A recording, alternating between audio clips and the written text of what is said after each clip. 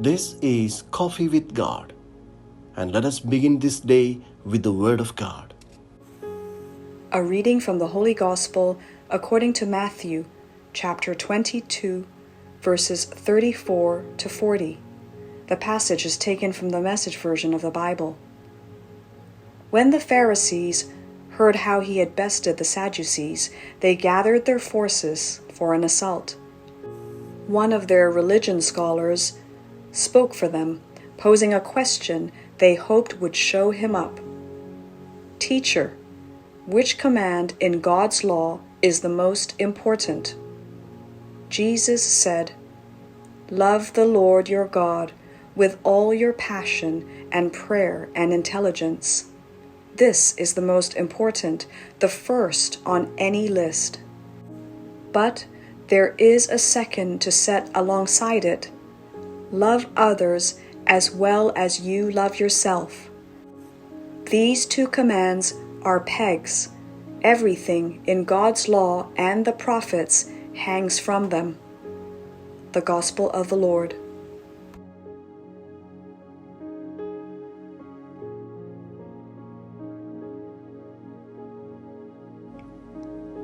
Let us now listen to a reflection on this passage by a Claretian missionary, Father Johnson Thuraikkal. The greatest commandment in life. In the response of Ruth to Naomi in the first reading, "I will go wherever you go. Your people will be my people, and your God, my God," we see the great Deuteronomic command of love is reflected and fulfilled. Ruth balances love of God and love of people in her profession of faith in Yahweh, the God of Israel. Jesus had to pick the greatest commandment out of 613 commandments, which are equally binding on a believer. And he overlooked the observance of the Sabbath, devotion to the Torah or the temple, in order to present love of God and neighbor as the greatest commandment. Jesus in his answer binds together love of God and love of neighbor, so much so as to unite them in one, without refusing to give priority to the first one, but presents the second as the reflection and continuation of the first. We are created out of love. Our life is actualized in fulfilling these two commandments, and thus all other laws are fulfilled. Our late Pope Benedict XVI shows us what the authentic content of love is. In the number 17 of Deus Caritas Est, he writes, "To want the same thing and to reject the same thing was recognized by antiquity as the authentic content of love.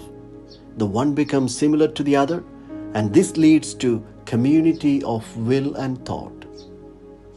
The teaching to love our neighbor as we love ourselves may be more challenging than loving God.